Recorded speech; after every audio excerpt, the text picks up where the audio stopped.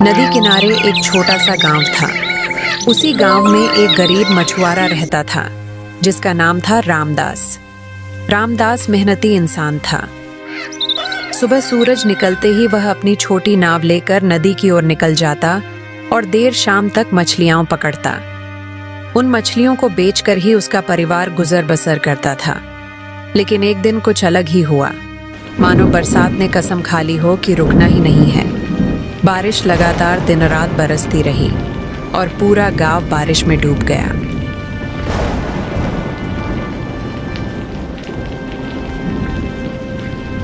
सुनते हो जी, ये बारिश तो थम ही नहीं रही। हमारे घर में पानी भर रहा है। अब हम क्या करें? हाँ लक्ष्मी, अगर ऐसे ही रहा तो हम घर के साथ साथ पानी में डूब जाएंगे। दिन बीतते गए। बारिश ने मानो गांव को निगल लिया।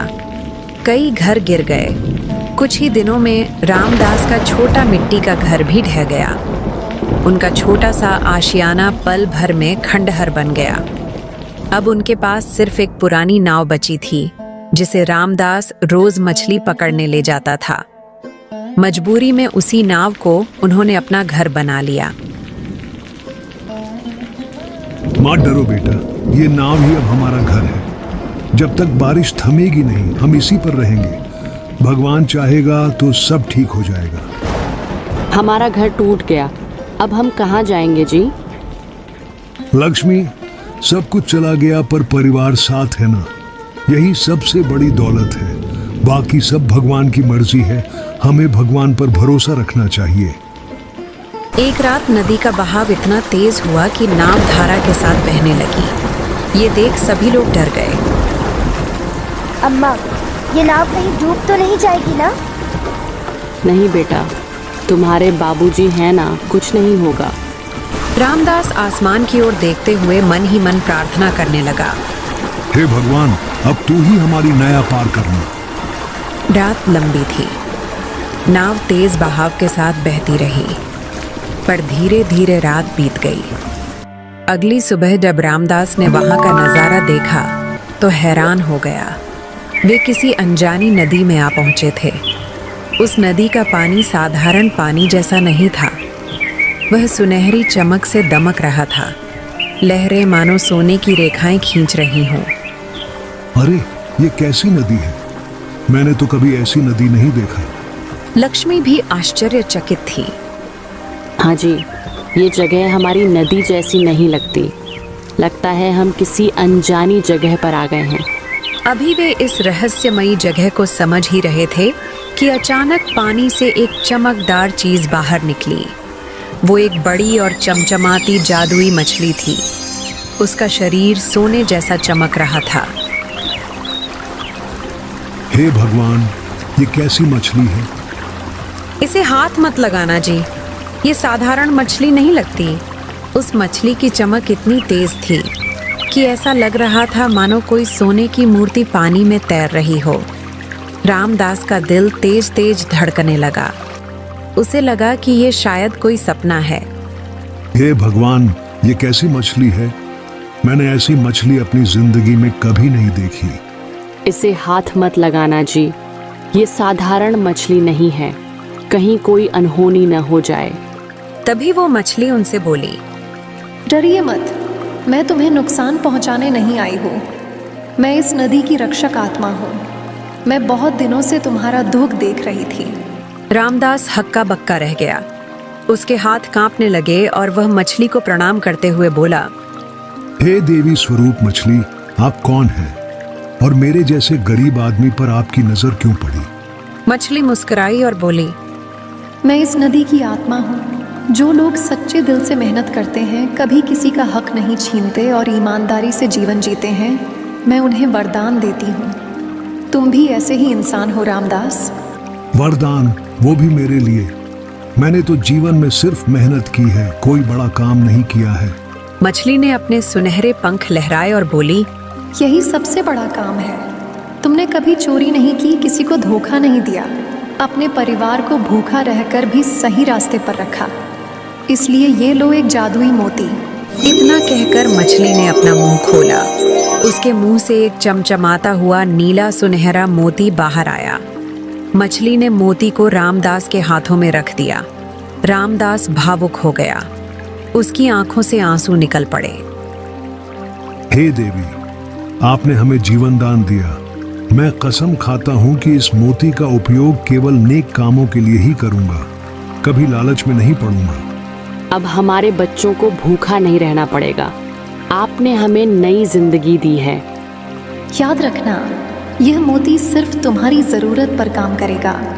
जब भी तुम्हें सबसे ज़्यादा ज़रूरत होगी, ये तुम्हें भोजन और सुख देगा।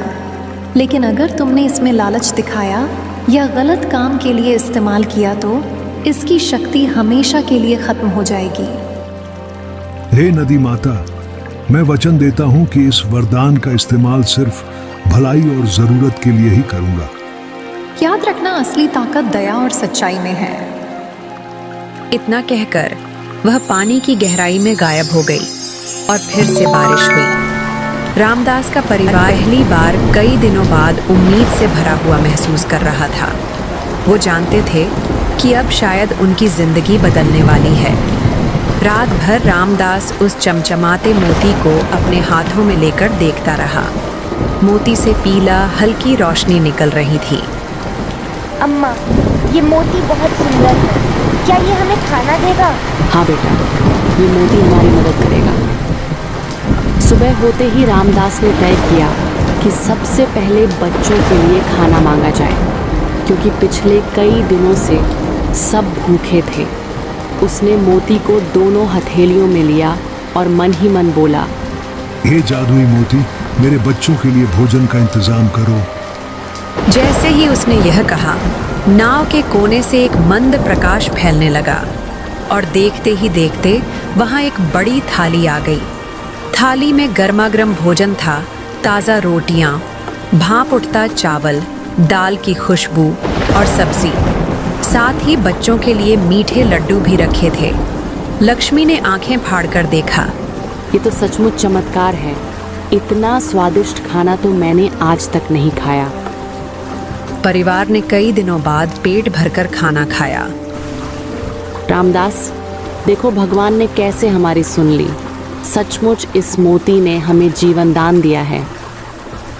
हाँ लक्ष्मी, लेकिन याद रखना, ये सिर्फ खाने पीने के लिए नहीं है। इस वरदान का सही इस्तेमाल करना होगा। लालच करेंगे तो सब खत्म हो जाएगा। बारिश धीरे धीरे कम होने लगी। कुछ ही दिनों बाद बादल हटे और आसमान साफ हुआ। नदी का जलस्तर थोड़ा घटा तो नाव किनारे लग गई। घर तो टूट चुका है, अब बच्चों को कहाँ रखूं? नाव में हमेशा नहीं रहा जा सकता है। उसने मोती को उठाया और मन ही मन कहा, हे जादुई मोती, हमें एक घर दो ताकि मेरा परिवार सुरक्षित रह सके। जैसे ही उसने कहा, सामने एक सुंदर घर खड़ा हो गया। अरे, ये तो बहुत बड़ा और सुंदर घर है। अब हमें नाव में नहीं सोना पड़ेगा। ये तो सपनों जैसा घर है जी। हम गरीबों ने ऐसा कभी सोचा भी नहीं था। हाँ लक्ष्मी, लेकिन हमें याद रखना है कि यह वरदान सिर्फ हमारे लिए नहीं, बल्कि औरों की मदद के लिए भी है। गांव के लोग धीरे धीरे रामदास के घर के पास इकट्ठा होने लगे। वे सब बाढ़ से परेशान थे। कई परिवारों के पास खाने को अनाज नहीं था। कईयों के घर टूट गए थे। रामदास भाई, हमारे घर भी बाढ़ में डूब गए। हमारे पास अनाज नहीं है, बच्चे भूखे हैं। तुम्हारे पास जरूर कोई खजाना है जो अचानक तुम्हें इतना सब मिल गया। अगर हो सके तो हमारी मदद करो। रामदास ने तुरंत मोती को उठाया और प्रार्थना की, हे जादुई मोती, गांव वालों के लिए बहुत सारा अनाज दे दो। तभी घर के आंगन में ढेरों बोरियां अनाज से भरकर प्रकट हो गईं। रामदास ने गांव वालों में बांटना शुरू कर दिया।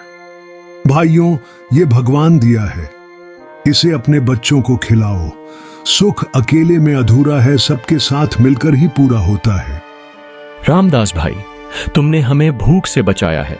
हम तुम्हारा ये उपकार कभी नहीं भूलेंगे। तुम सच्चे इंसान हो। तुम्हारे जैसे दिल वाले लोग ही भगवान के प्यारे होते हैं।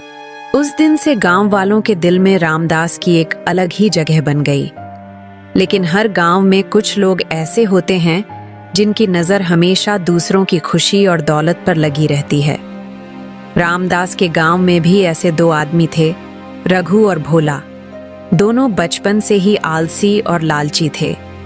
जब उन्होंने देखा कि बाढ़ के बाद सब लोग परेशान थे, लेकिन रामदास का घर न केवल सुरक्षित है बल्कि औरों को भी मदद दे रहा है, तो उनके दिल में ईर्ष्या की आग जल उठी। भोला, ये देख रहा है? सब लोग भूखे प्यासे थे और रामदास अचानक गांव का सबसे बड़ा आदमी बन गया। उसके पास जरूर कोई खजाना है। हाँ रघु, मैंने भी देखा है। उसके घर में अनाज की बोरियां ऐसे आ जाती हैं जैसे हवा से गिर पड़ी हों। कुछ तो राज है इसके पीछे। मुझे लगता है उसके पास कोई जादुई चीज है। अगर हम उसे हासिल कर लें तो गांव का सबसे बड़ा आदमी बन जाएंगे। दोनों ने कई दिनों तक रामदास पर नजर रखी। उन्होंने देखा कि हर बार जब रामदास अपने आंगन में बैठकर उस चमकते मोती को उठाता है और कुछ बोलता है, तभी घर में अजीब चमत्कार होता है। कभी खाना, कभी अनाज की बोरियां, कभी औजारा, सब उसी मोती से निकलता था। देखा रघु, मैंने कहा था ना, वही मोती जादुई है। अगर हमें वो मोती मिल जाए तो सारा गांव हमारे आगे झुकेगा। हाँ भोला, अब वक्त आ गया है। आज रात हम उसके घर में घुसेंगे और वो मोती चुरा लेंगे। रात के समय जब सब लोग सो चुके थे, तभी वे दोनों रामदास के घर पहुंचे। मोती पास की छोटी अलमारी में रखा था, जिससे पीला रोशनी हल्की हल्की चमक रही थी। वो रहा मोती, बस उसे उठा लो और जल्दी भाग चलो। रघु ने कांपते हाथों से अलमारी खोली। जैसे ही उसने मोती को छुआ, अचानक घर के भीतर तेज रोशनी फैल गई। मोती की चमक इतनी तेज हो गई कि दोनों की आंखें चौंधिया गईं। रोशनी के बीच से एक आवाज गूंजी, लालचियों, भूख मेहनत से मिटती है, चोरी से नहीं। तुम्हें इस शक्ति का हक नहीं है। ये क्या हो रहा है रघु? लेकिन अब बहुत देर हो चुकी थी। मोती से एक तेज लहर निकली और दोनों को धक्का देकर बाहर फेंक दिया। रामदास भी शोर सुनकर बाहर आया। उसने देखा कि रघु और भोला जमीन पर पड़े हैं। लालच इंसान को अंधा बना देता है। काश ये लोग समझ पाते कि मेहनत से ही असली सुख मिलता है। लक्ष्मी भी बाहर आ गई और बोली, हाँ, हमें हमेशा याद रखना होगा कि असली ताकत भलाई में है। लालच से सिर्फ बर्बादी मिलती है। गांव वाले भी शोर सुनकर वहां आ गए। जब उन्होंने सुना कि रघु और भोला मोती चुराने आए थे, तो सबने उन्हें डांटा। शर्म नहीं आई तुम्हें? जो रामदास सबकी मदद कर रहा है, तुम उसी का अनादर कर रहे हो। भगवान ने भी तुम्हें सजा दी है। अब अगर कभी गांव में देखा गया तो तुम्हें माफ नहीं किया जाएगा। रघु और भोला चुपचाप सिर झुकाकर वहां से भाग गए। उनका लालच उन्हें और भी नीचा दिखा गया। गांव के लोग अब और भी ज्यादा रामदास का सम्मान करने लगे। वे जानते थे कि रामदास के पास शक्ति तो है, पर वह उसका इस्तेमाल सिर्फ भलाई के लिए करता है।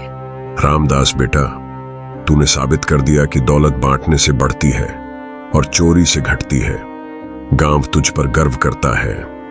ये सब भगवान और उस जादुई मछली की कृपा है। मैं तो सिर्फ उनका साधन हूँ। एक सुबह रामदास नदी पर मछली पकड़ने गया। पानी बिल्कुल शांत था। उसने जाल डाला और आसमान की ओर देखा। अचानक पानी में हलचल हुई। वही जादुई मछली जिसने उसे मोती दिया था, फिर सामने आ गई। रामदास, मैं देख रही हूँ कि तूने मोती का सही इस्तेमाल किया है। तूने लालच नहीं किया, सबकी मदद की। ऐसे इंसान ही सच्चे धन्य होते हैं। माँ, ये सब आपकी कृपा से हुआ है।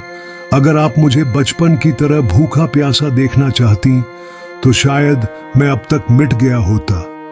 आपने जो दिया, मैंने बस बांटा है। तेरा दिल साफ है, इसलिए तेरे हाथों में ये वरदान सुरक्षित है।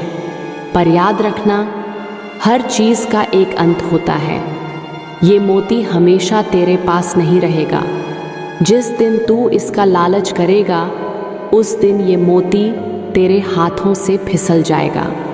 मैं वादा करता हूँ माँ, मैं कभी इसका इस्तेमाल स्वार्थ के लिए नहीं करूँगा। मछली ने आशीर्वाद दिया और फिर से पानी की गहराई में विलीन हो गई।